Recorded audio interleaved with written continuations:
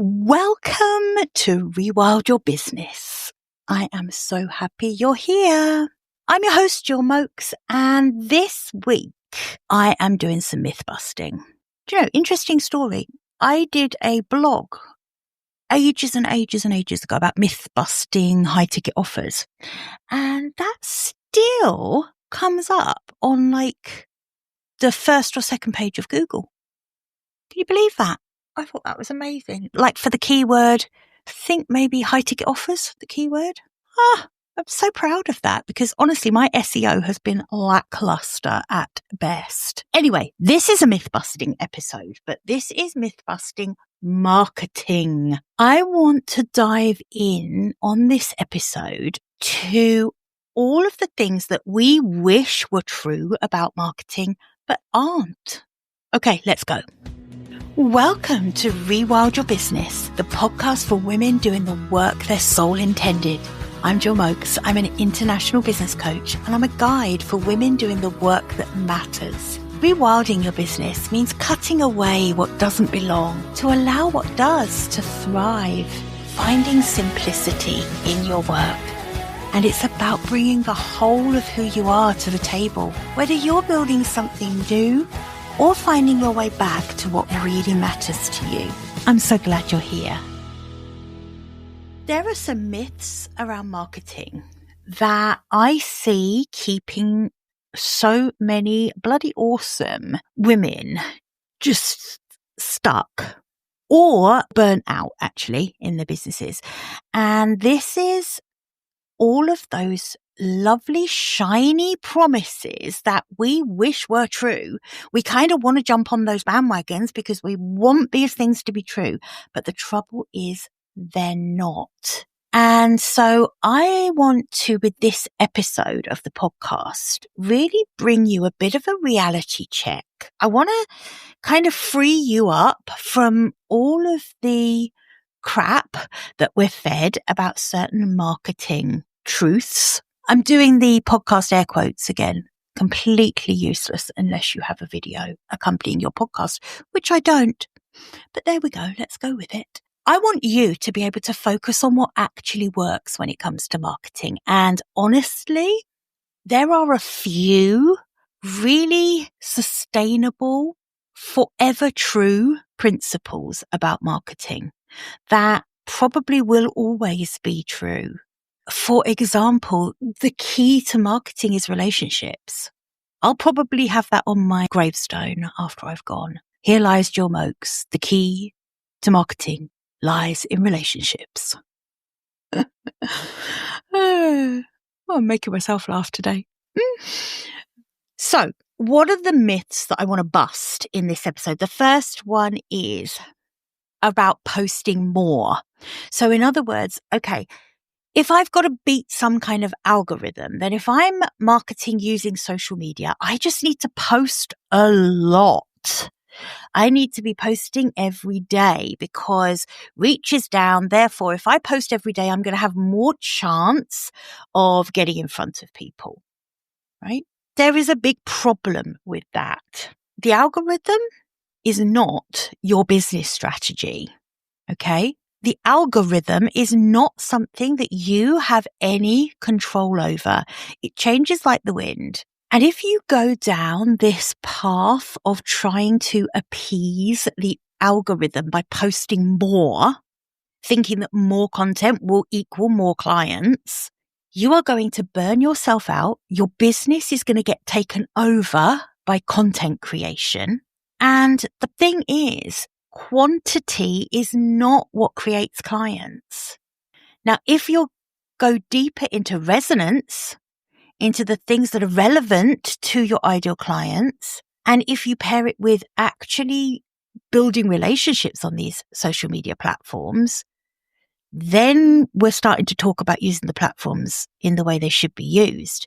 But if you just think that actually if I post umpteen times a day, I see some people are posting more than once a day on platforms.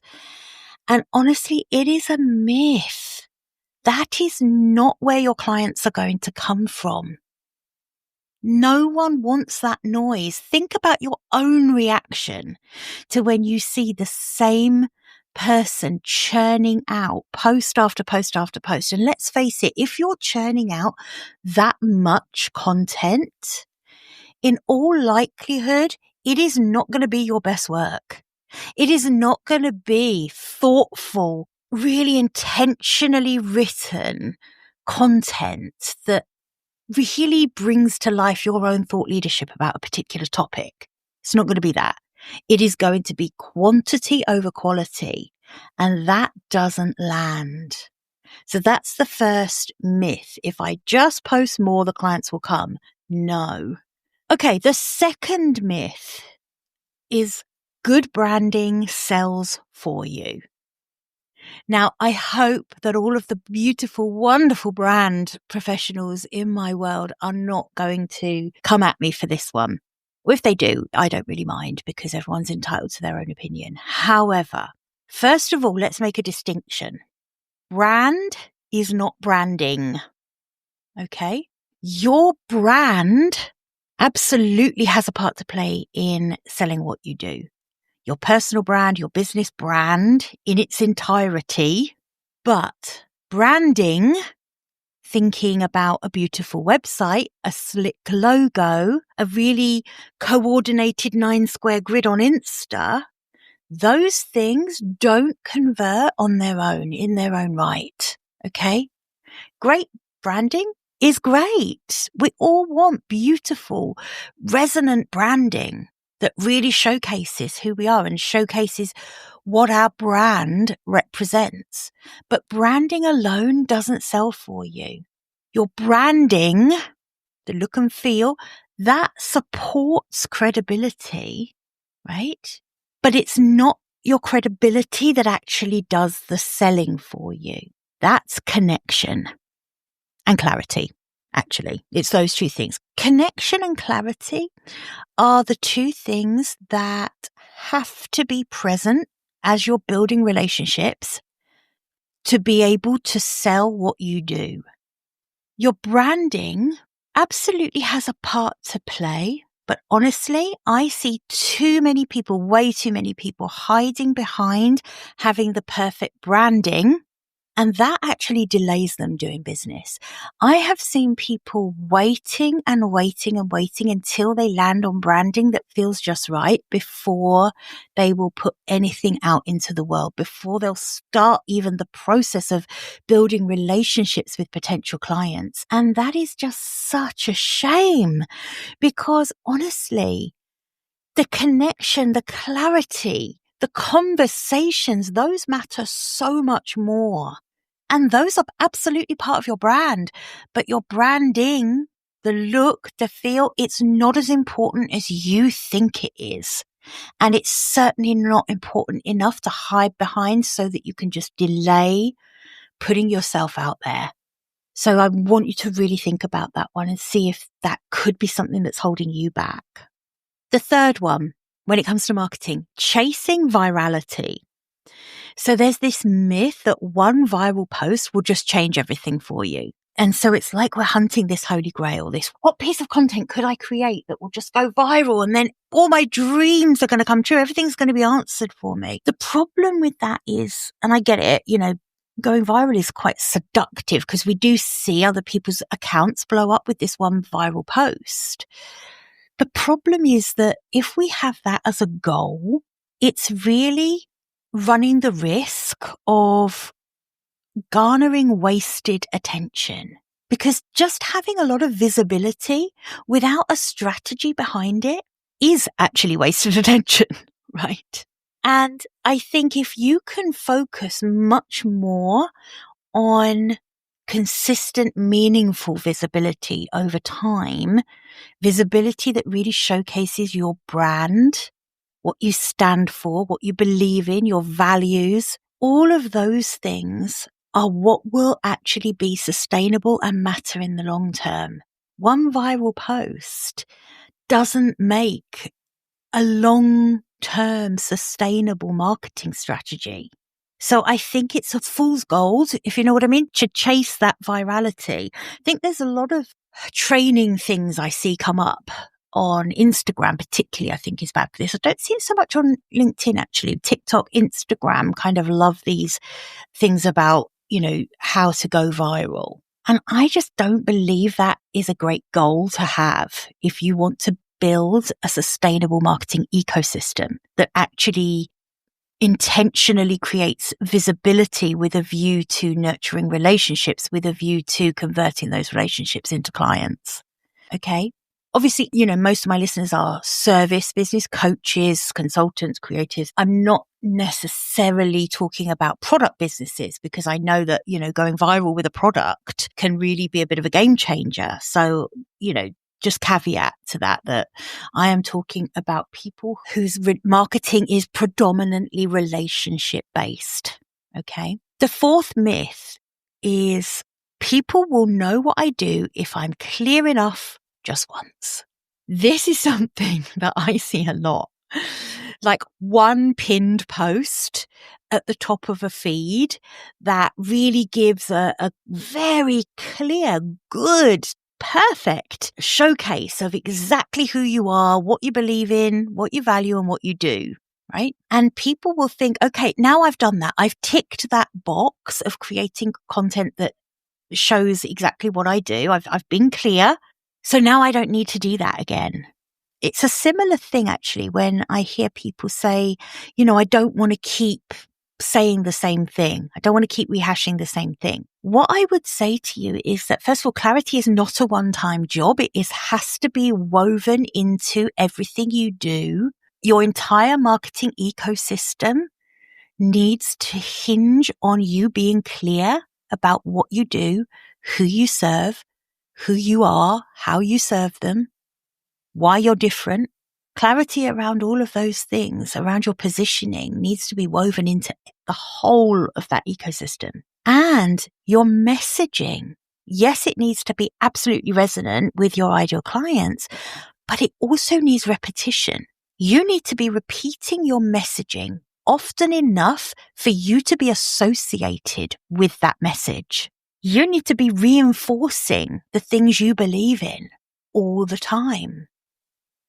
There's a reason that I talk about rewilding your business a lot. There's a reason I talk about bringing all of who you are to your business. There's a reason I talk about radical authenticity a lot. I repeat those messages because I know that people need to hear that from me multiple times before it really lands, number one. Number two, we always assume everyone that follows us is seeing everything we put out there. Absolutely not. They're not. Reach doesn't work like that. The algorithm doesn't work like that. So if you think you can create something just once and that's kind of job done, no, you need to be repetitive. Yeah, you do need to be repetitive. And I know sometimes that can feel quite uncomfortable. It can feel like you're droning on about the same thing. This is another reason for not posting every single bloody day, right? Because we don't want that same message being pounded at people. We want it to be reinforced. We want it to be able to land. So this is a balance, and you're going to experiment until you get this balance right, until you get clear on what are the content pillars that I want to keep repeating in my marketing message so that I become known for those things. And how can I find different ways to talk about those things so that I'm not overly repetitive with the exact same phrases, but I am reinforcing and evolving that message so that the people who need to hear it and know that I'm the person that can help them, right? Fifth one, myth number 5 that we are busting is marketing should feel easy and natural all the time. Now, you know that I am an absolute advocate for keeping things simple. I talk about rewilding, for goodness sake. Of course, I want things to be simple. But does that mean it should always feel easy and natural? Probably not.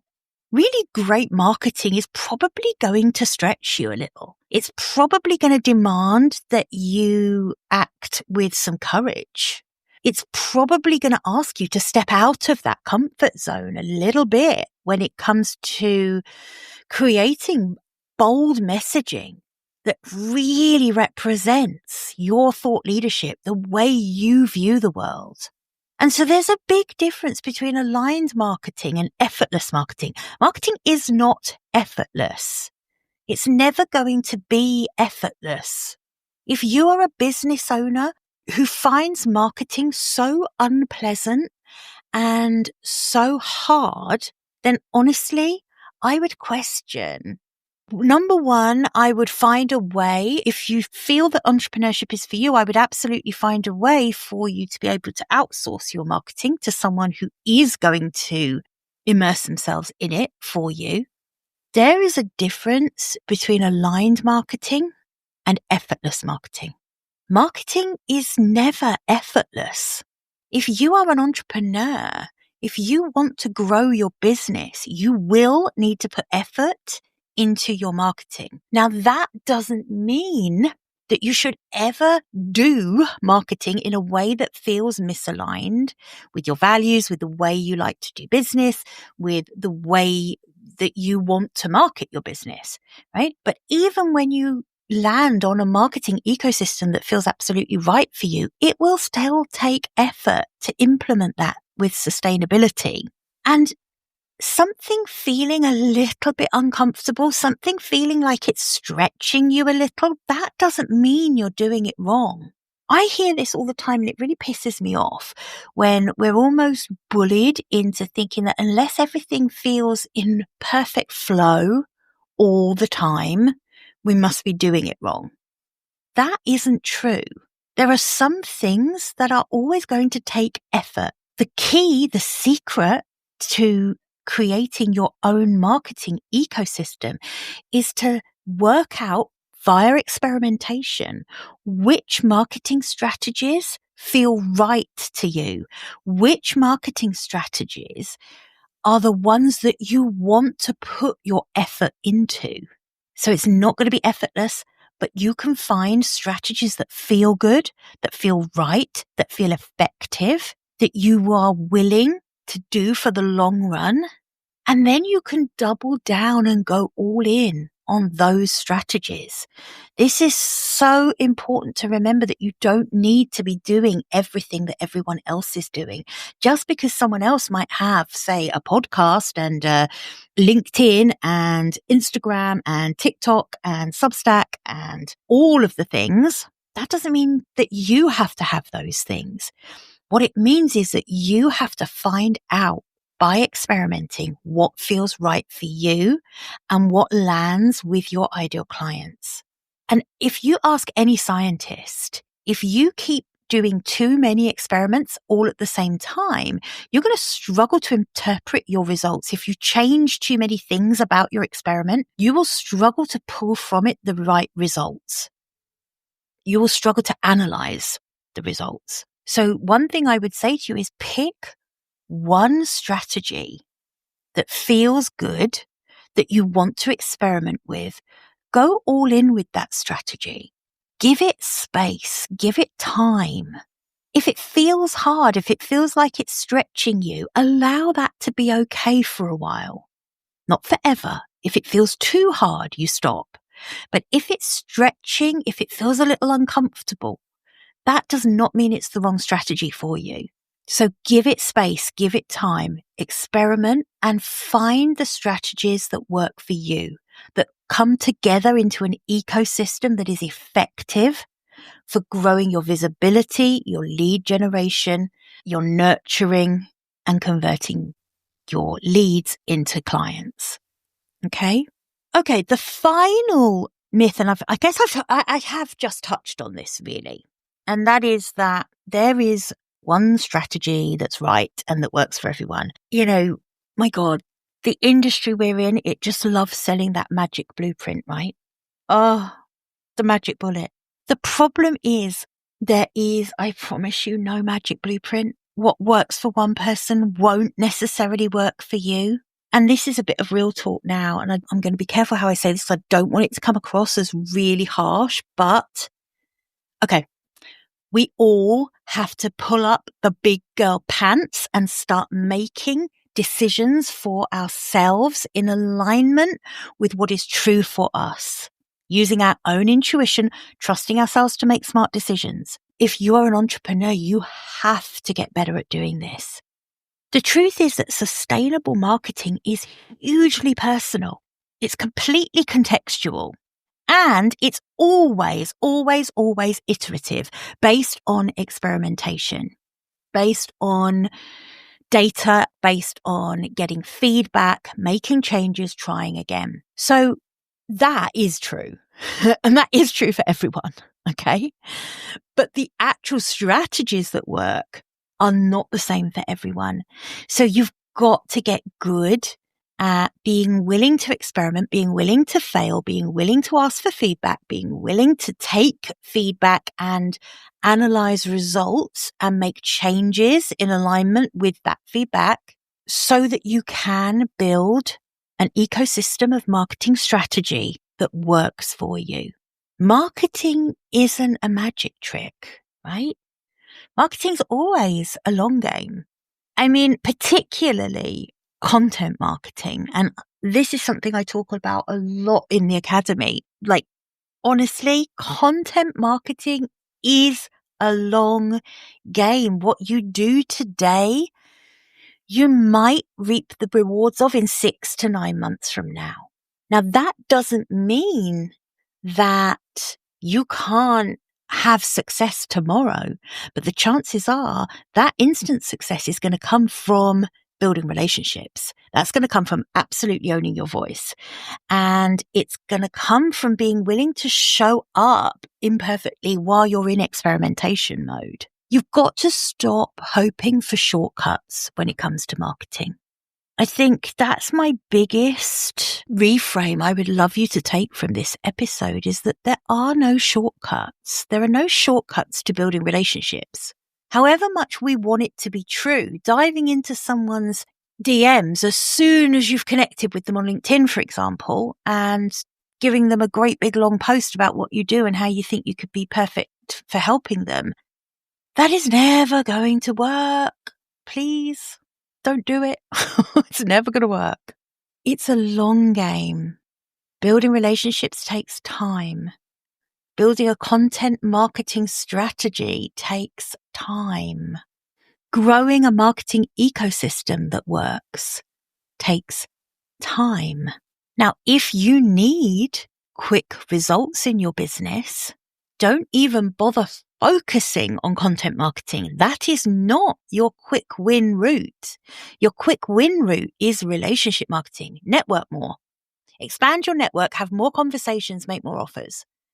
That is literally the quickest way to grow your business. If you are in a place where you need, if you're starting out and you're searching for your first handful of clients, don't put all your energy into content marketing because content marketing is your long game. It's what will fill your pipeline for the long term. It's what will keep your business growing. But if you're looking for those first handful of clients, speak to more people, join groups, join networking groups, pitch to podcasters and ask if you can be featured on their podcast. Do those things, build those relationships. Instead of focusing on what the content you're putting out there, spend the exact same amount of time that you've been sinking into creating crazy amounts of content and sink that into engaging on other people's content, on people who are potential collaborators, potential introducers of business, potential clients. Make it about the relationships because that will be your first port of call when you're starting out. It isn't that content marketing doesn't matter. It absolutely does. If you're an Academy alumni, you'll know that we talk about lighthouse marketing, searchlight marketing. Lighthouse marketing, our content strategy absolutely works for that long-term pipeline building. But searchlight strategy, taking that searchlight and shining it into the corners of your network and finding the opportunities for yourself, doing the legwork, that is what works in the beginning. Okay, so let me give you our 3 journal prompts for this week. The first one, that I would love you to journal around is, where am I secretly hoping marketing will be easier than it is?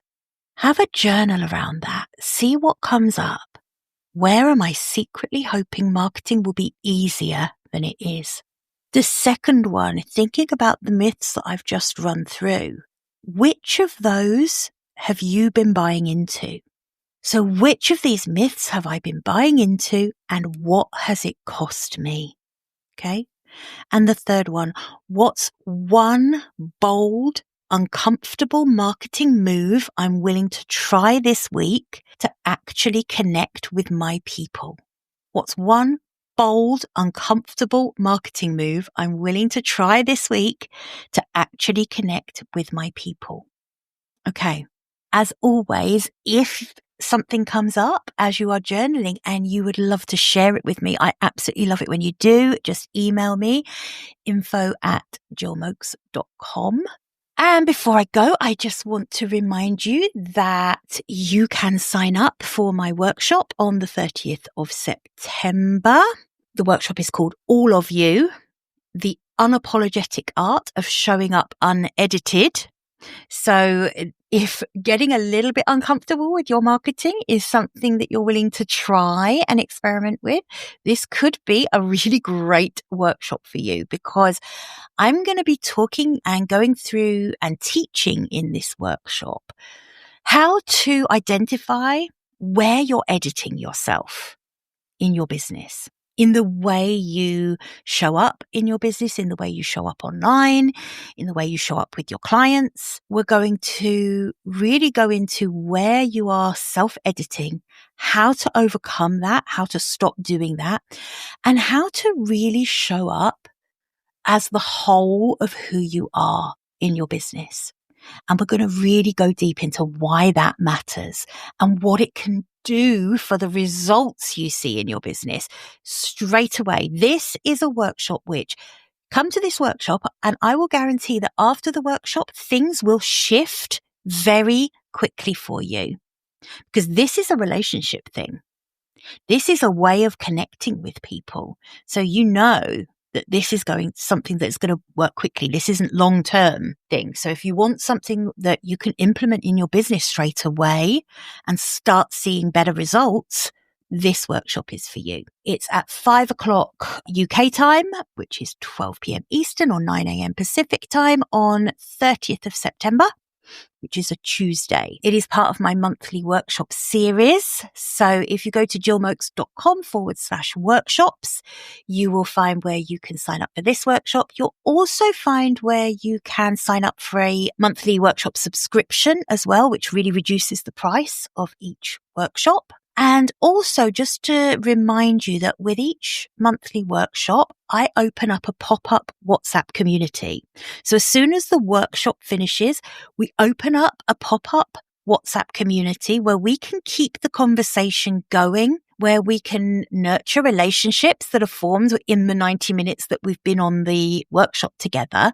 And you can continue to ask me questions. I will show up in that WhatsApp group every day for 7 days after the workshop. So I'll be answering questions, I'll be clarifying things and helping you to implement what you've learned. So I was toying with calling them more than just workshops. Yeah, now I've said it out loud, doesn't actually work that well. So quite glad I didn't. If this calls to you, do sign up for All of You now. Places are going to be limited because I don't like great big workshops. I like to be able to actually speak to everyone in the course of the workshop. So yeah, sign up sooner rather than later. And I would love to see you on the 30th of September. Okay, have a fantastic week. Bye for now.